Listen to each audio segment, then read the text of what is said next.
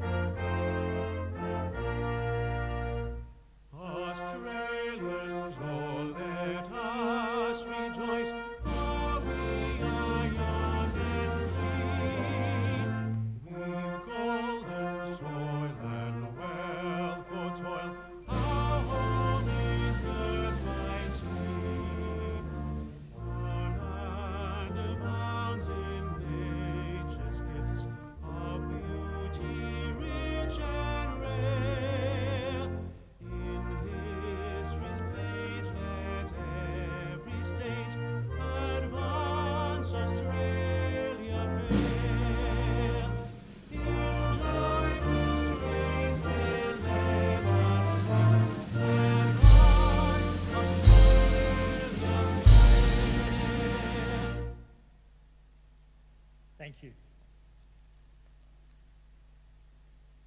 The Australian War Memorial was the vision of Charles Bean, Australia's first World War official historian. Bean landed with the Australian troops on Gallipoli and stayed with them at the front through to the end of the war. The idea of this national memorial and museum came to him at Pozières, France, in the depths of the bloody fighting of 1916. Bean's idea was that this would be a place where families and friends could mourn loved ones buried in faraway lands.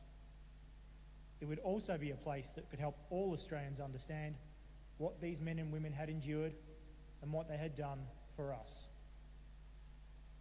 Bean's vision, to which we remain true, is best expressed as inscribed in the entrance to the memorial's galleries. Here is their spirit, in the heart of the land they loved, and here we guard the record which they themselves made. Tonight, we will read the story behind just one of those on the Roll of Honour, which lists the names of more than 102,000 men and women who have given their lives for us in war and on operations for more than a century. But first, we present a lament, Flowers of the Forest. Wreaths or floral tributes will now be laid at the base of the pool of reflection.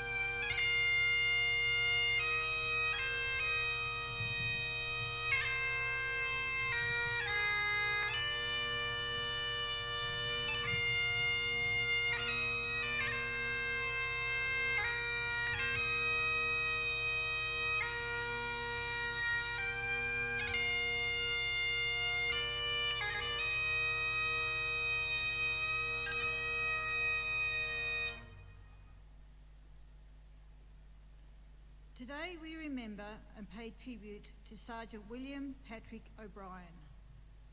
Will O'Brien was born around 1894, the eldest son of Cornelius and Annie O'Brien of Gordon, Victoria. He began his education at the local Roman Catholic school and later went on to attend St Patrick's College in Ballarat. He then undertook teacher training in Melbourne and later became head teacher at the Rosebery East State School near Ballua. Will O'Brien enlisted in the Australian Imperial Force in early 1916. He had prior military experience with a commissioned rank in the local citizens' militia, and shortly after his enlistment in 1916 he was transferred to the AIF's instructional staff based in Australia. He continued working in Australia as Staff Sergeant Major until October 1917, when a call for sergeants led him to again volunteer for service abroad. In December 1917, on his last leave home, a large gathering in Gordon paid tribute to Will and another local enlistee, Len Cockcroft. The two men were given wristwatches in a formal presentation, which the people of the town had brought to show how much they had appreciated them for going to do their duty. Will O'Brien responded deeply moved, saying that the memento would ever be to him a very pleasant recollection of his friends. He said that when he volunteered, he considered it his duty to go. He had been anxious to do his bit, and he was glad that he had the opportunity.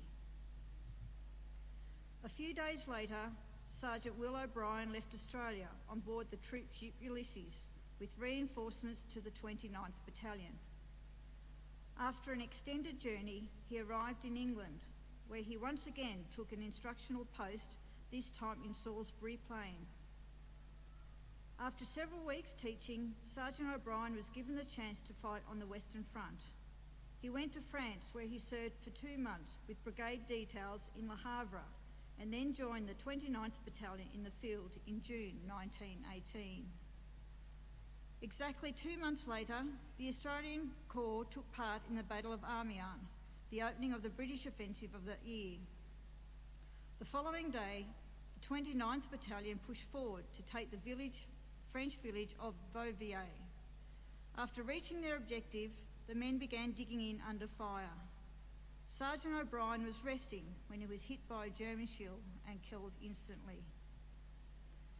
Will O'Brien's remains were buried near where he fell, but after the war they were reinterred in a cemetery near the village of Serre.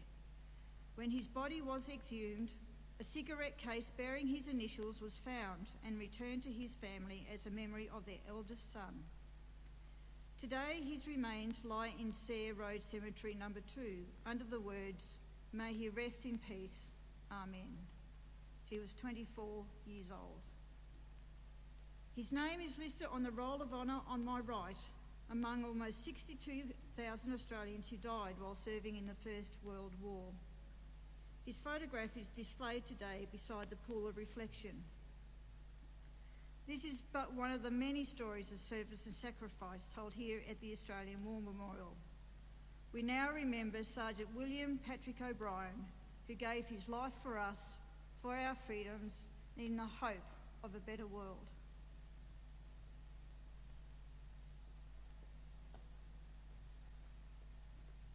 Please stand for the reading of the ode and the sounding of the last post.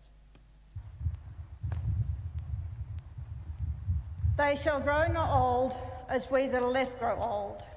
Age shall not weary them nor the years condemn. At the going down of the sun and in the morning we will remember them. We will remember them.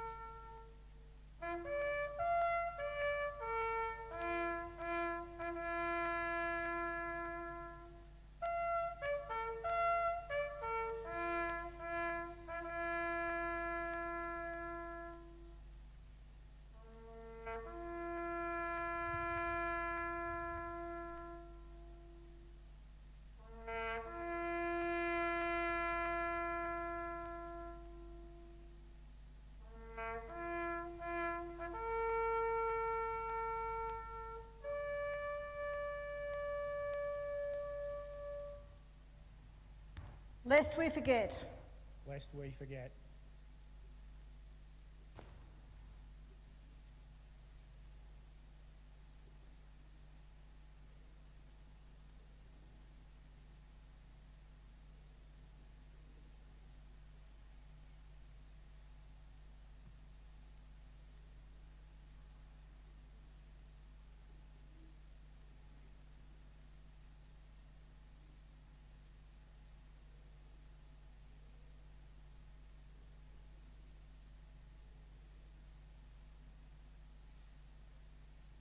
We leave you this evening with the words of the memorial's founder, Charles Bean. Many a man lying out there at Poziere or in the low scrub of Gallipoli with his poor, tired senses barely working through the fever of his brain has thought in his last moments, well, it's over. But in Australia, they will be proud of this. Ladies and gentlemen, girls and boys, that concludes the last post ceremony. We thank you for visiting the Australian War Memorial and wish you all a very good evening.